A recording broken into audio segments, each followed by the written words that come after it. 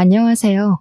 저는 이번에 결혼을 되었고 좀 더 좋은 인연을 만나기 위해 기다리기로 한 30대 미혼녀입니다. 저는 이번 파혼을 통해서 사람을 판단하는 잣대는 다양하다고들 하지만 남을 함부로 판단하기 전에 스스로를 돌아볼 필요가 있지 않을까 깨달았어요. 개인적으로 사람들은 누구나 장단점이 있고 불가피한 장애를 가지고 살아간다고 봅니다. 예를 들면 정서적 장애, 신체적 장애, 성격 장애 등이 있을 수 있는데 그 중에서 세상 사람들이 가장 많이 굴복당하는 장애가 바로 정서적 장애가 아닌가 싶어요. 스스로의 마음에 장애가 생겨서 인생이 꼬여버리는 사람들 덜어 있지 않습니까? 모두가 그렇게 장애를 가지고 살면서도 꼭 눈에 보이는 장애만이 차별을 당해야 된다는 것이 저는 정말 속상하고 억울하고 슬픕니다. 제 친언니가 바로 신체적 장애를 가진 사람인데요. 저희 언니는 선천적으로 희귀병이 있어서 왼쪽 무릎 밑으로 다리가 절단되어 있습니다. 병명도 진짜 희한한 희귀병이었어요. 유가종 다발 혈관염이라는 병명을 들어본 사람이 몇이나 될까 싶네요. 남들에겐 생소한 이 병명이 제게는 너무도 익숙했습니다. 당연히 언니 때문에 수도 없이 검색해서 적응된 것입니다. 이름 모를 병명 때문에 언니는 왼쪽 발이 괴사하는 고통을 겪고 난 후에야 치료를 받을 수 있게 되었는데 희귀병이다 보니 병명 자체를 알아내는데 시간이 좀 소요되었거든요. 그래서 언니는 결국 다리를 잃어야 했고 그 때문에 10대 때부터 의족을 차고 다녔습니다. 저희에게 친부모님이 있었다면 이런 처지가 조금은 덜 슬펐을 텐데 부모님은 언니가 의족을 찬 날 지인이 상을 당해 같이 새벽 도로를 달리다가 역주행하는 차량에 부딪혀 그 자리에서 돌아가시고 말았습니다. 조부모님은 그런 저희를 가엾게 여겨 두 분 몸도 편치 않았을 텐데 불구하고 부모님 빈자리가 전혀 안 느끼게 키워주셨어요. 언니는 의족을 차고부터 자존감이 떨어져 학교도 안 가려고 했었는데 조부모님이 언니의 마음을 이해해줘서 고등학교 공부를 검정고시로 졸업할 수 있도록 도와주기까지 했습니다. 저는 그런 언니를 단 한 번도 부끄러워한 적이 없었어요. 언니가 저보다 불편한 조건을 가졌다고 해서 무시한 적도 없었습니다. 저는 오히려 언니를 존경했는데 그 이유가 언니는 검정고시를 올백으로 패스했을 만큼 성적이 우수했고 수능도 2등급 2개 빼고는 올 1등급을 맞았을 정도로 뛰어난 머리를 가진 사람이었거든요. 저희 집안에 서울대 사람이 있다는 것은 동네 잔치를 일으킬 정도로 경사였습니다. 그에 반해 저는 너무도 평범하고 건강하게 자란 일반 여학생에 불과했어요. 그래도 언니가 그렇게 공부를 잘하니까 저도 그나마 뒤따르게 되어 적당한 수준의 대학을 지원할 수 있게 된 겁니다. 언니 아니었으면 저 아마 저기 어디 이름 모를 전문대에 붙었을지도 모르겠네요.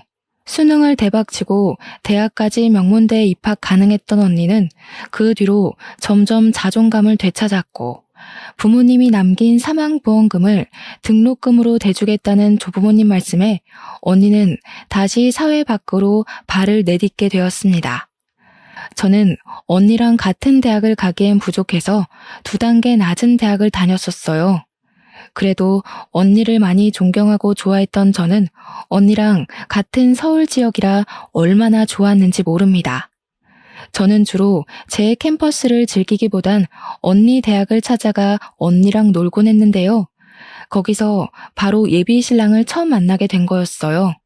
예비 신랑은 언니와 같은 동아리를 다니는 사람이었고 언니랑 제법 친한 관계였습니다. 예비 신랑이 제게 먼저 눈길을 줬는데 그걸 언니가 알아채서 저랑 연결시켜준 인연이었죠. 저에겐 예비 신랑이 첫 연애였는데 예비 신랑이 너무 잘해줘서 군대도 기다리면서 대학 졸업하고 나서도 만났고 자연스레 결혼도 약속하게 되었습니다. 언니 덕분에 잘된 인연이기 때문에 언니의 은혜도 잊지 않고 챙겼어요. 저희 셋은 만나서 술도 한잔하면서 친목을 다졌죠. 정말 여기까진 딱 좋은 시나리오였습니다. 제가 생각해도 무난하고 편한 스토리였네요. 그런데 문제는 역시 저의 인적 사항을 불편해하는 어른들의 시선이었어요. 저희 조부모님은 당연히 예비 신랑을 반기며 예비 신랑을 위해서 남성 피로에 좋다는 백봉 오골개까지 사 먹였습니다. 그런데 예비 시댁의 태도는 저를 전혀 반기지 않는 분위기였어요. 제 기분을 상하게 하기 충분한 언행들이었죠. 결혼 인사를 드리러 예비 시댁을 방문한 날, 제게 거침없이 집안 배경과 가족관계, 인적사항 등을 묻던 예비 시부모가 아직도 잊히지 않아요. 내가 아들한테 미리 듣긴 했어요.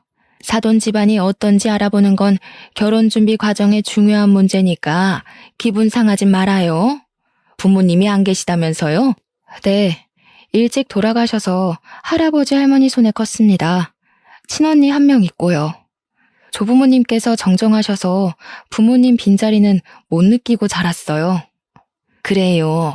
그런데 친언니가 어디 안 좋다고 했던 것 같은데 일반 사람이랑 다르다면서요? 맞나요? 일반 사람이랑 다른 건 없고요.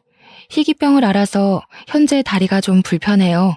의족을 차고 다니는데 지금은 잘 적응해서 생활하는 데 불편한 건 없어요. 예비 시부모는 예비 신랑에게 미리 언지를 들었다면서 제게 마치 아무것도 몰랐던 것 마냥 다시 질문을 했어요. 탐탁지 않은 반응까지 대놓고 드러내는 거 아니겠습니까? 제 배경을 안 잊고 하는 것이 표정에서 고스란히 느껴지는데 얼마나 우라가 치밀던지. 살면서 제 친언니가 다리 불편한 사람이라고 말을 해주면 사람들은 딱 3가지로 나뉘어 반응을 해주었는데요. 동정을 표하거나 불쾌해하거나 호의를 베풀거나 이렇게 세 부류가 도드라지게 보이더라고요. 그런데 예비 시부모는 저희 친언니에 대해서 가장 최악인 불쾌감을 표현하고 있었습니다. 그것도 제 앞에서 대놓고요. 이건 저를 무시하는 것 아닌가요? 쉽게는 못 살았겠네. 아무리 지금 적응 잘해서 살고 있다지만 적응 기간이 있었을 것 아니에요. 게다가 희귀병이면 보통 근성으로 치료를 버틴 게 아닐 텐데 고집이 좀 있겠어요? 고집이요? 무슨 논리인지 이해는 잘 안 되지만 끈기 있게 신념을 밀어붙이는 걸 말씀하시는 거라면 맞아요.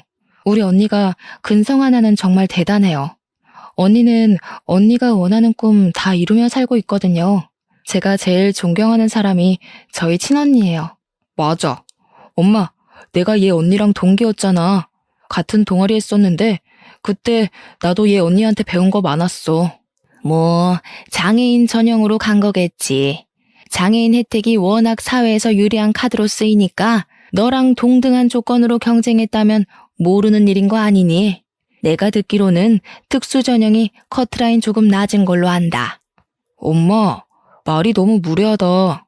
엄마가 그 애 안 만나봐서 그러지. 그 친구 나보다 학과 성적 좋았어.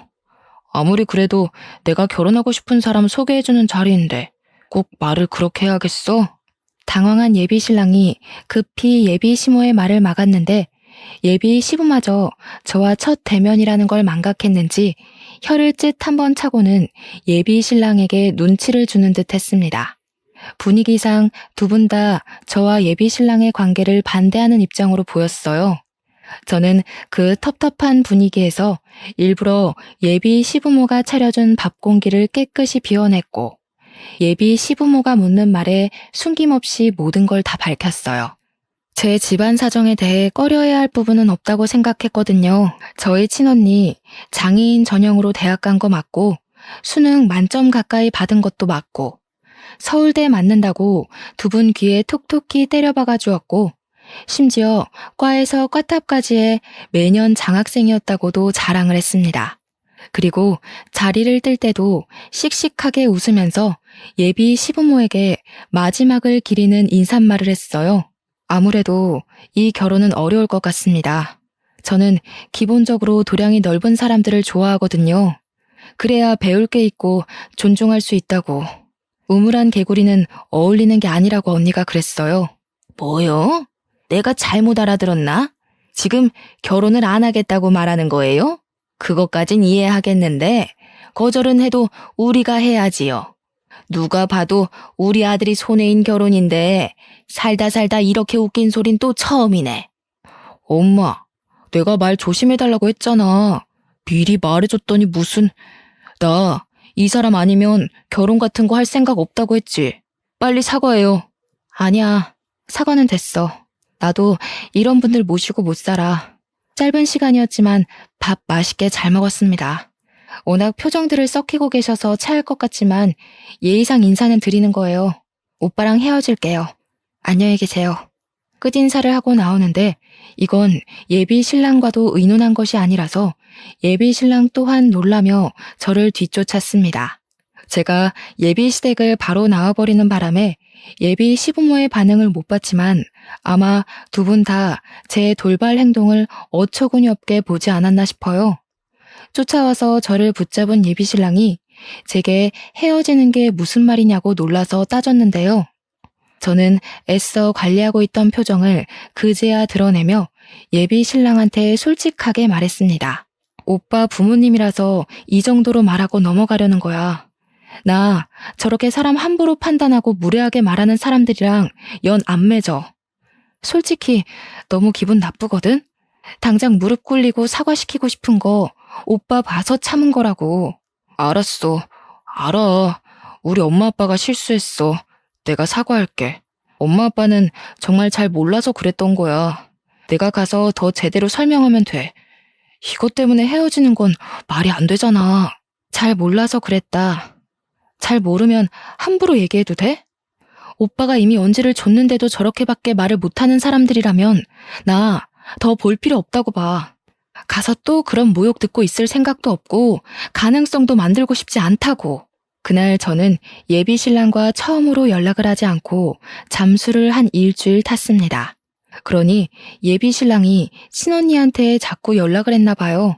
언니가 틈만 나면 제 방을 찾아와 노크를 했는데 그때마다 예비 신랑 입장을 대신 대변해 주더라고요. 그러면서 예비 시부모 입장에서는 며느리 될 집안에 몸 불편한 사람이 있다는 걸 좀 못마땅해 할 수도 있다고 이해를 해주는 거 아니겠습니까? 저는 제가 예비 시댁 인사 가서 친언니 모욕을 들었다는 걸 언니한테만큼은 알리고 싶지 않았거든요.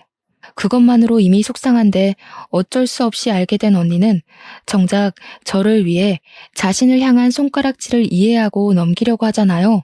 저는 그게 너무 화가 나더라고요. 그래서 저는 괜히 언니한테 화살을 돌리면서 예비 신랑 얘기할 거면 문 안 열어주겠다고 내쫓기까지 했습니다. 그렇게 일주일이 더 흐르고 예비 신랑은 제가 다니는 회사까지 찾아와 저를 붙잡았어요. 명확히 따지자면 저는 예비 신랑이 싫은 게 아니라 예비 시부모가 싫은 건데요. 그래서 굳이 저를 찾아온 예비 신랑과 대화의 시간을 피하진 않았습니다.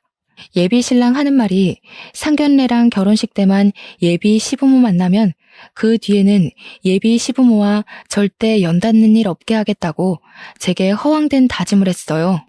게다가 이 조건을 예비 시부모도 수긍하고 결혼을 허락했다고 하더라고요. 그러면서 예비 신랑이 제게 이 사실을 친히 녹음으로 각서까지 쓰겠다고 해서 저는 그 자리에서 예비 신랑 목소리가 담긴 녹음 파일을 얻게 되었습니다. 예비 신랑의 눈물겨운 사정으로 인해 저는 상견례 날짜를 잡게 되었는데 참 안 될 사람은 안 된다고 안타깝지만 저희는 결국 결혼식의 문턱을 넘지 못했어요. 상견례 날 저는 조부모님이랑 친언니를 모시고 상견례 장소를 찾았는데 예비 시댁은 시작부터 지각으로 이미지를 실추했어요. 엄연히 저희 조부모님이 연세 더 많은데도 도착하고서 제대로 된 인사나 사과도 않고 자리에 앉았습니다. 이미 첫 시작부터 마음에 안 들었지만 예비 신랑이 자꾸 저한테 눈짓하며 미안하다고 울상을 지어서 참았어요. 애들 부모님 돌아가시고 두 분이서 키우시느라 고생하셨겠어요. 몸 불편한 데는 없으세요? 제가 한때 아동시설 원장했던 사람이라 다 압니다. 남의 애 키우는 게 얼마나 골병 드는 일인데요. 남의 애라고 생각해 본 적이 없어서요. 다 내 혈육이고 내 새끼들입니다. 내 자식들 입에 밥 한 숟갈 들어가는 맛으로 사느라 골병 드는 줄도 몰랐을 정도니 더한 걱정은 삼가는 게 좋겠네요. 애들 때문에 고생하셨다면서 골병은 안사돈께서 든 게 아닌가 싶은데. 조부모님은 살아온 세월 때문인지 예비 시부모님의 은근하게 예의 없이 하는 말씨에도 유려하고 여유롭게 받아쳤습니다. 그러다 예비 시부모의 타깃은 제가 걱정했던 대로 금세 우리 언니한테 돌아갔는데요. 예비 시모가 우리 언니를 아닌 척 훑어보더라고요. 아유, 몸이 불편해서 가진 능력을 반밖에 못 써 어떡해요? 아가씨 같은 사람들이 학교 다닐 때는 특기가 많지만 사회에 나가면 아직까진 안 좋은 선입견들이 있잖아요. 일하는데 많이 불편하지요?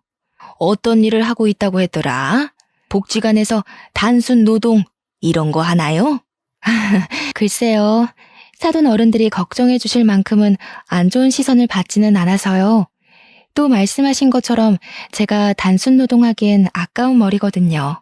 사람 가르치고 상담하는 일을 하면서 효도하며 잘 살고 있습니다. 똑 부러지는 것 좀 봐. 그래. 그렇게 당당하고 당차게 살아야 아무도 무시 안 해요. 야무지게 잘하겠네. 다리만 안 불편했어도 내가 딱 며느리 삼으면 좋겠구먼. 이건 또 무슨 개소리인지 모르겠더군요. 예비 시모의 헛소리에 예비 신랑도 놀라고 저도 황당해서 예비 신랑과 눈이 맞았습니다. 거기서 기분 안 나빴던 사람은 오직 예비 시부모뿐이었어요.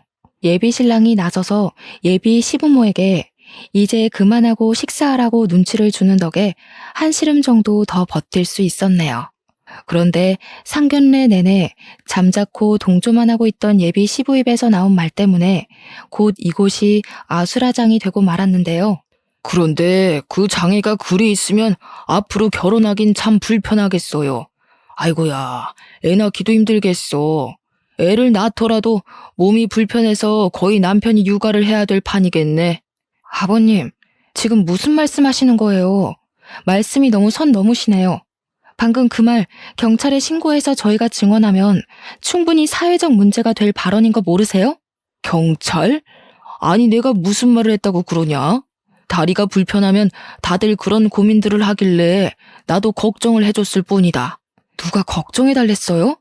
아버님도 본인 앞날도 똑바로 간수 못해서 회사 해고당한 주제에 누가 누굴 걱정해요. 당장 저희 가족한테 사과하세요. 뭐야? 저 정신 나간 년이 지금 뭐라는 게야? 감히 시애비한테 뭐가 어쩌고 어째? 몸 불편한 네 언니도 서울대 잘만 갔구먼. 멀쩡한 너는 이상한 사립대 나간 것이 뭐 잘났다고 큰 소리를 빽빽 질러? 예비 시부 원성이 커지자 이미 상견례 분위기는 파투나기 시작했고 예비 신랑은 자기 아빠를 말리려고 일어나 안절부절 못하고만 있었습니다. 오히려 제가 예비 신랑보다 예비 시부를 더 잘 대적했다고 할 수 있겠네요. 솔직히 그쪽 집안 경제적으로 부모님 없는 저희 집보다도 부족하잖아요. 제가 틀린 말 했나요? 저희 부모님 떳떳하게 성공하시던 사업가셨어요. 돌아가신 다음에도 조부모님이 그 사업을 넘겨받은 덕분에 지금은 제 이름으로 된 건물도 증여해 주셨고요.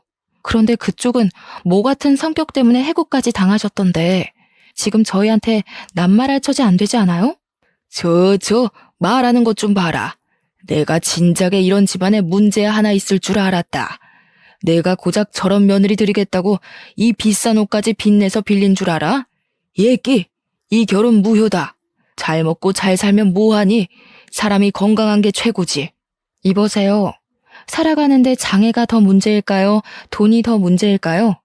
서울대 나온 장남 이용해서 부유한 처가 돈 좀 뜯고 싶었을 텐데 이제 어쩌시게요? 저희는 더 이상 불우윳 돌 생각이 없어졌는데 입 닫고 계셨으면 혼수비라도 아꼈을걸. 제 복을 발로 차내셨네요. 제 말에 예비 시부가 자리에서 벌떡 일어나자 눈에 뵈는 거 없던 저도 따라서 일어났고 그때부터 모든 게 제대로 꼬여버렸습니다. 저는 무섭게 다가오는 예비 시부에게 밥상 위에 있는 생양파를 집어다 얼굴에 냅다 뭉개버렸어요. 그러자 예비 시부가 눈이 매워 소리를 꽥 질렀는데 여기서 예비 신랑 행동이 웃깁니다. 예비 신랑이 1초 전까지만 해도 저와 결혼이 엎어질까봐 전전긍긍하면서 예비 시부를 말렸거든요. 그런데 예비 시부가 양파즙 공격을 당하니까 갑자기 얼굴색 돌변해서 저한테 쌍욕하며 힘으로 밀어버리더라고요. 예비 신랑이 저한테 손찌검을 했다는 것에 놀란 제가 벙쪄 있었는데 그때 저희 언니가 나서서 예비 신랑의 귀싸대기를 보기 좋게 날렸습니다. 내가 이런 더럽고 추잡한 인간을 동생한테 소개해줬다니 동생한테 미안해서 고개를 들 수가 없네. 내 동생한테 욕했니? 감히 손댔어? 우리 전공업계가 입소문 잘 타는 거 알지? 네 앞길 시작도 못하게 내가 막아줄까? 예비 신랑은 언니한테 뺨을 맞고 나서야 자신이 저한테 무슨 짓을 했는지 정신을 번쩍 차리더군요. 뻔뻔하게도 뒤늦게 저를 챙기려 했습니다. 하지만 제가 그 손길을 냅다 차버려서 예비 신랑은 정강이를 붙들고 깽깽이만 뛰었네요.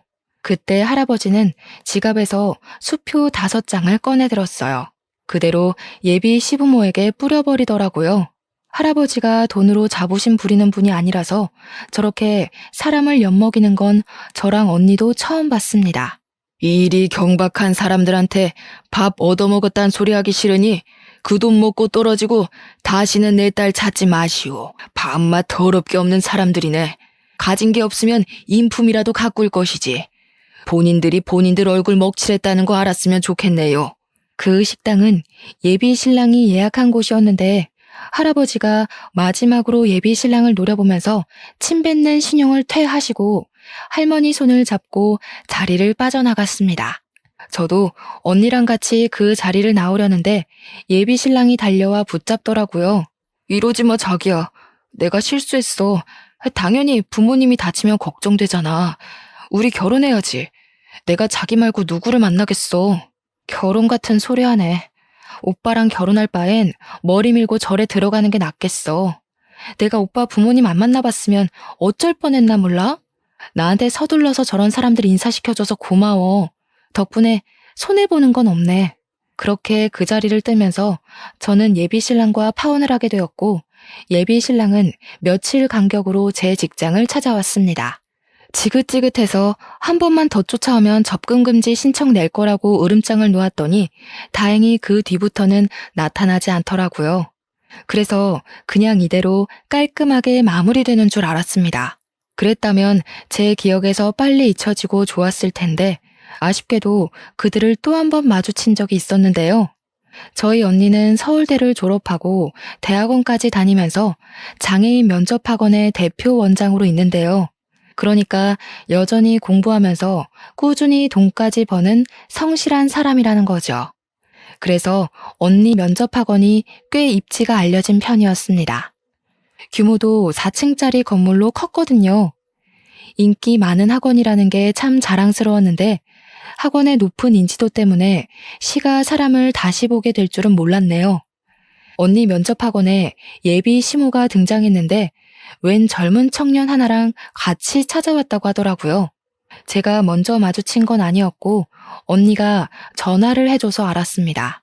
언니 말이 예비 시모가 언니를 알아보지 못해서 얼굴 보고 상담을 하는데도 계속 원장님 거리며 알랑방귀를 뀌었다고 하더군요. 원장님, 우리 막내 아들인데 잘 좀 부탁드려요. 강남에서 제일 유명한 학원이라고 들었어요.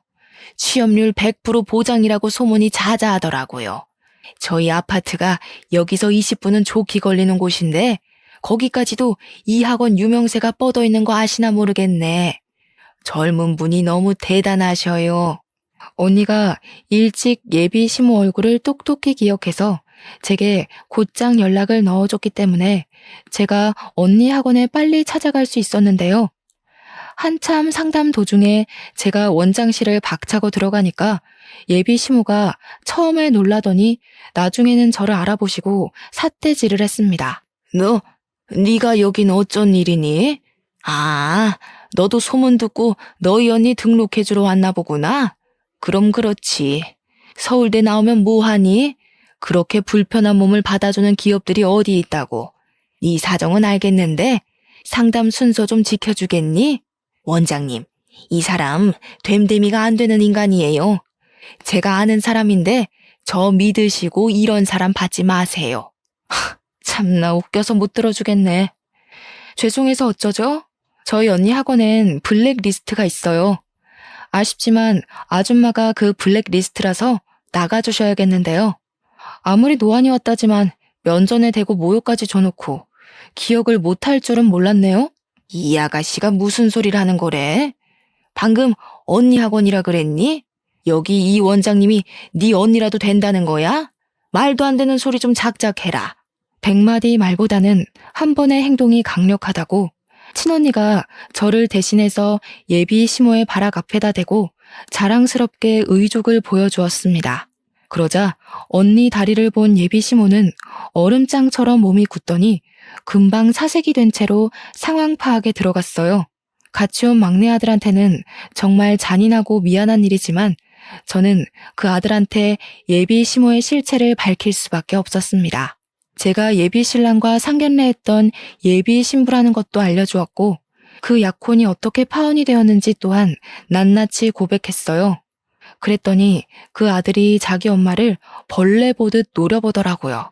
예비 시모는 아들한테 해명하다가도 저희 자매를 상대하기 바쁘니 혼자서 정신이 없었습니다. 그 순간 예비 시부의 코를 같이 눌러줄 수 없어서 아쉬웠네요. 아, 그리고 예비 시모 막내 아들은 제가 만났던 적이 없던 존재였습니다. 예비 신랑한테 동생이 2명 있다는 사실만 알고 있었어요.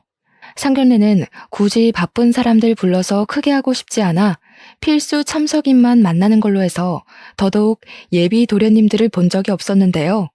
그러니까 저에게 막내 도련님 될 뻔했던 그는 이제 대학교를 졸업하는 군번이었는데 오토바이를 타다가 큰 사고를 당해서 팔 한쪽과 다리 한쪽을 다친 상태더라고요.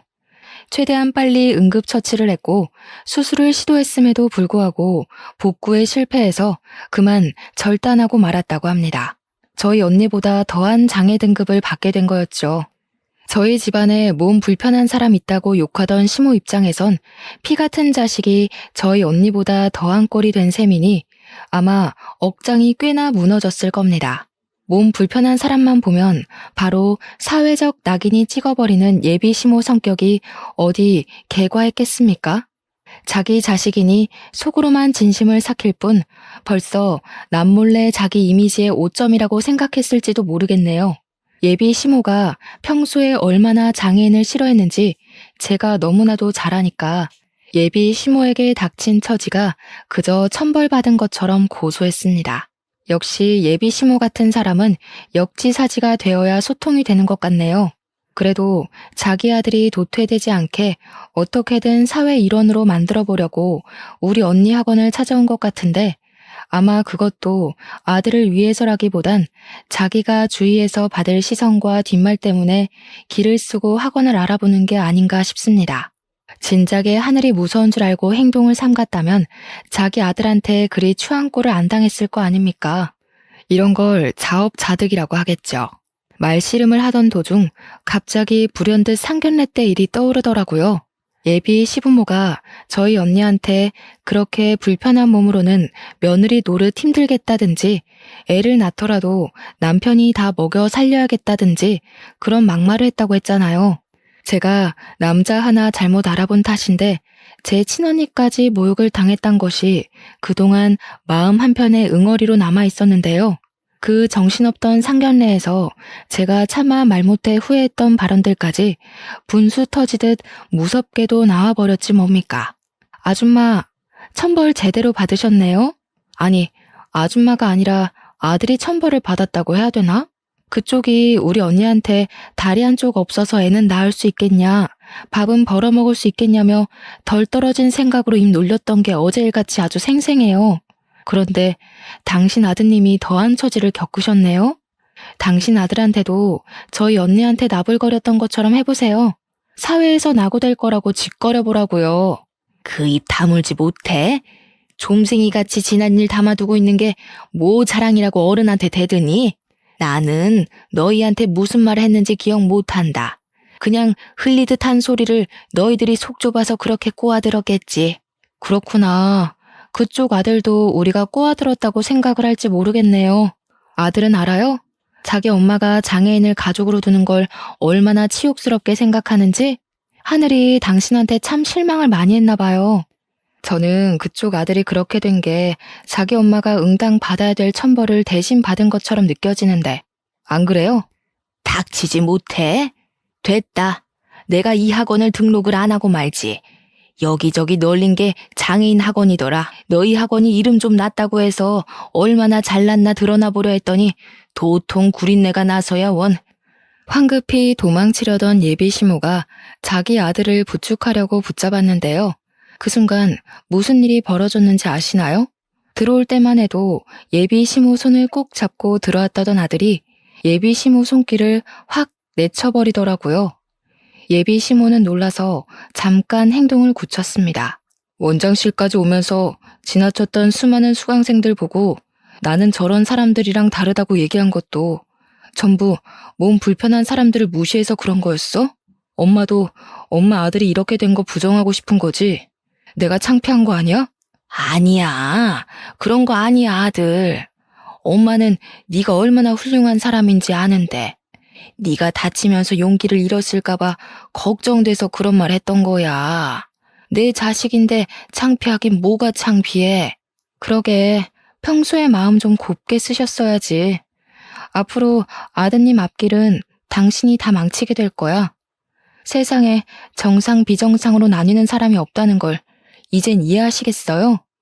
가슴 아프게 아드님까지 비정상으로 보는 건 아니길 바랄게요. 제 말이 끝나자마자 예비 시모 아들 눈에서 눈물이 주르륵 흘렀는데 제가 말을 심하게 하긴 했던지라 상처를 꽤나 받았을 것 같더라고요. 당연히 저도 마음이 좋지 않았습니다. 지켜보고 있던 친언니도 몸 아픈 아들이 마음까지 다치는 걸 원치 않았을 거예요. 그런데 그렇게까지 해주지 않으면 예비 시모는 다른 곳에 가서 같은 실수를 하게 될까봐 그만 선을 그어주고 싶었습니다. 예비 시모도 자기 아들이 우니까 가슴이 아프긴 했나 봐요. 자글자글한 얼굴에 흐르는 눈물을 훔치면서도 본래 성격을 감추지 못해 저와 친언니를 향해 삿대질을 했습니다. 너희들이 뭘 안다고 우리 애에 대해서 함부로 짓거려? 돈 많다고 이런 강남에 학원 차렸나 본데 면접 학원 유명하대서 왔다더만 이거 순 사기꾼들이잖아. 너네 같은 정신머리로 어떻게 취업 성공을 보장한다는 거야?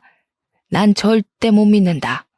예비 시모는 원장실 밖으로 소리가 새어나갈 만큼 크게 고성을 내질렀습니다. 근데 의외로 아들이 예비 시모의 강력한 거부에도 버티고 앉아서는 꼭 우리 학원에 등록하고 싶다고, 여기 아니면 다른 학원은 안 가겠다고 쐐기를 박더라고요. 예비 시모는 아들한테 두 번째로 거부당하자 이젠 아들에게까지 목소리 높여 혼을 냈습니다. 당장 일어나라면서 힘을 쓰기도 했는데 아무래도 아들이 신체적 결함 때문인지 예비 시모의 힘을 이기지 못하더라고요. 그 모습을 보는데 얼마나 안타깝던지. 예비 시모는 자기 아들한테 눈총을 받는 와중에도 저희에게 고개 빳빳이 들며 자신의 잘못을 모르는 태도를 보였습니다. 싹싹 빌어도 모자랄 판에 상황 판단력이 얼마나 낮으면 우리한테 큰 소리를 치는 건지 모르겠네요. 아무튼 아무리 봐도 자존심만 세고 지능이 덜 떨어진 아줌마임은 확실한 듯 합니다. 지켜보던 친언니 또한 예비 시모의 막무가내 행동을 더는 듣고만 있을 수가 없었나 봐요. 자기 아들을 잡아당기는 예비 시모에게 친언니가 따끔한 소리를 해줬는데요. 저는 살아온 날에서 절반을 희귀병으로 고통받다가 다리를 잃었어요. 장애인이라는 타이틀에 제 존재가 가둬지는 느낌도 많이 받았고요. 열심히 공부해서 서울대 나와봤자 장애가 있다고 한다면 다들 그 편협한 시선으로 저를 판단하곤 하더라고요. 그쪽처럼 말이에요. 예비 시모가 친언니의 말을 무시하고 자기 아들을 무작정 데리고 나가려고만 했는데 오히려 아들이 알아서 버텨주면서 친언니의 말을 집중해서 들었습니다. 그런데 그거 알아요? 나와 달리 당신 아들은 하루아침에 신체 일부를 잃었어요. 당신 아들은 나보다 수천 배는 더 힘들 거란 얘기예요. 아드님은 일반인으로 살아온 기억이 훨씬 생생할 거고 앞으로는 온전한 두 다리로 땅을 걸었던 기억들을 꿈속에만 느껴야 하니까요. 거기서 오는 고통을 당신은 죽었다 깨어나도 모르겠죠. 아주 저주를 할 생각인 거니? 자매가 둘이서 쌍으로 사람 잘도 갈고 마는구나. 내 아들 힘든 거 내가 왜 몰라? 20여 년을 넘게 내가 끼고 살았어. 누구보다 내가 제일 잘 이해하고 잘 알아준다고. 내가 당신 아들을 수강생으로 받지 않는 이날을 똑똑히 기억했으면 좋겠어요. 당신이 나한테 상견례 날 보여준 그 수치심을 그쪽 아들이 대신해서 100%다 느껴봤으면 하거든요. 그러면 덩달아 아줌마도 느끼는 게 있지 않겠어요? 그리고 마지막으로 원장으로서 조언 하나만 할게요. 아들 살리고 싶으면 당신 먼저 정신치료 받으세요. 부모가 그 모양인데 자식이 바르게 살길 바라는 건 욕심입니다. 차분한 친언니의 반박에 예비 시모는 그제야 자기 아들을 붙잡고 있던 손에 힘을 풀었습니다. 갑자기 태세 전환하더니 제게 다가와 손을 잡고 불쌍한 표정으로 말하더군요. 내가 이리 부탁한다.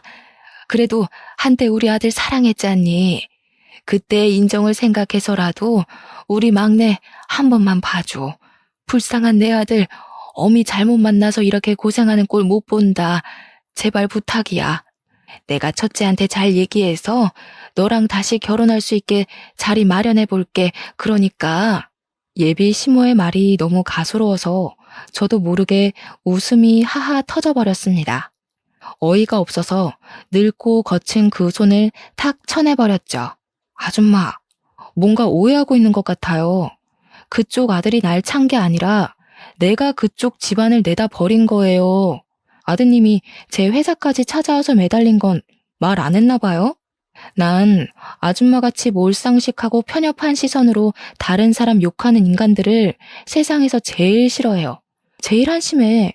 하필이면 결혼 상대로 그런 집안과 엮일 줄은 몰랐지만 상견례에서 알게 된 것도 엄청난 천운으로 생각하려고요.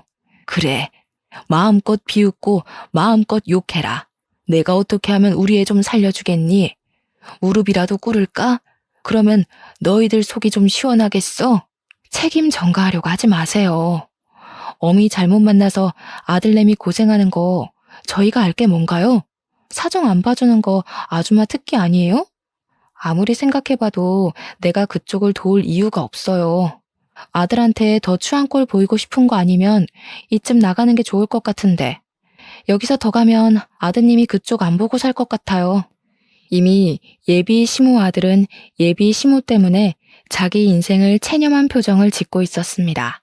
저희 학원에 반드시 등록하겠다던 욕망도 사라지고 없었어요. 아들이 먼저 원장실 문을 나가자 예비 시모는 또다시 돌변하여 저를 확 밀어버렸는데요. 다행인 건 등 뒤로 벽이 있는 덕분에 넘어지진 않았다는 겁니다. 사람 참 안 변하지 않습니까? 눈앞에서 자기 아들이 눈물까지 보였고 자기 아들한테 치부까지 드러났으면 반성 좀 할 법한데 여전하더라고요. 이래서 아닌 사람은 끝까지 아니라는 소리 듣는 겁니다. 저랑 친언니는 예비 시모를 그대로 내쫓아버렸고 저는 예비 시모를 끝까지 쫓아가서 우리 언니 학원에 물 흐리지 말고 꺼지라고 소금 대신 물을 뿌려줬습니다. 예비 시모가 물세례를 맞을 때 막내 아들은 예비 시모를 버리고 먼저 택시 타고 쌩 떠나버리더라고요. 예비 시모는 더 이상 제게 함부로 말을 붙이지 못하고서 물에 빠진 생쥐꼴로 도망치듯 달아났습니다. 요즘 세상이 어떤 세상인데 남의 인생사에 감히 감나라 배나라 하는 건지 모르겠네요. 남의 욕도 함부로 해선 안 되는 게 바로 이런 꼴을 당하기 때문이라고 생각합니다. 내 스스로의 업보는 어떤 모양으로든 반드시 그 대가를 치른다고 봐요. 예비 시모 보세요. 저희 집안에 몸 불편한 사람 있다고 욕하더니 결국 되돌려 받은 셈이잖아요. 예비 신랑이 괜찮은 사람이라고 해봤자 저런 부모 밑에서 자랐는데 얼마나 괜찮을 수 있겠습니까? 그래봤자 제 부모의 제 자식이 아니겠어요? 저는 이 결혼을 시작도 해보기 전에 실체를 낱낱이 드러내고 다퉈본 걸 천만다행으로 생각합니다. 아마 하늘도 우리 편이었던 게 아닌가 싶어요. 비록 모든 게 저 때문에 일어난 불상사였지만 이 일을 통해서 친언니가 면접 학원에 쓰일 좋은 소스를 오래간만에 깨우쳤다고 좋아하더라고요. 이것 또한 삶의 경험이라 반갑게 느낄 뿐이라네요. 언니는 그간 제가 몰랐던 고통을 남 모르게 많이 겪었을 거잖아요. 언니가 이렇게 상처에 강인한 모습을 보여줄 때면 내면이 제 생각보다 훨씬 단단하고 드높은 것 같다는 생각이 듭니다. 저는 언니한테 그렇게 또 한 수 배웠네요. 그 뒤로는 모든 사람들이 일상의 복귀를 잘하였습니다. 특히 저는 언니 덕분에 멘탈 관리가 아주 빨리 되었어요.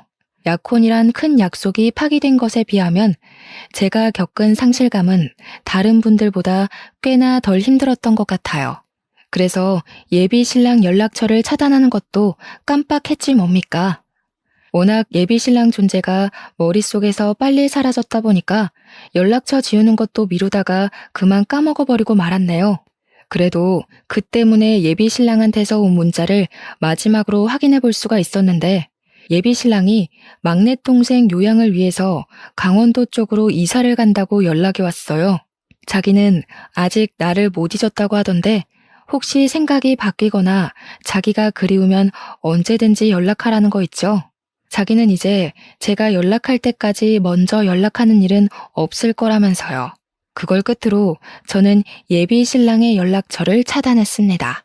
저도 모르게 남아있던 예비 신랑의 마지막 흔적을 지워버리니 그제야 모든 게 깔끔하게 정리가 된 기분이더군요.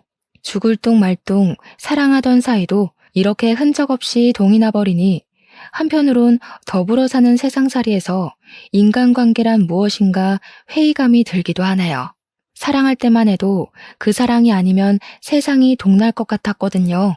역시 세상에서 영원한 건 없나 봅니다. 소중한 것들도 결국엔 제 손을 벗어나니 아무것도 아닌 게 돼버리잖아요. 제가 여기까지 글을 쓰면서 과연 잘 살고 있는 건가 싶은 생각도 들었어요.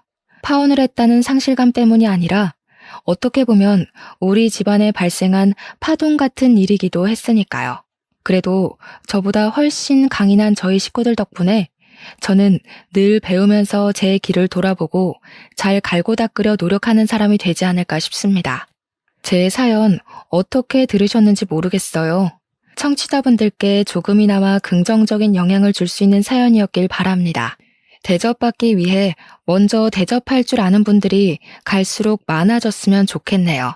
들어주셔서 너무 고맙습니다.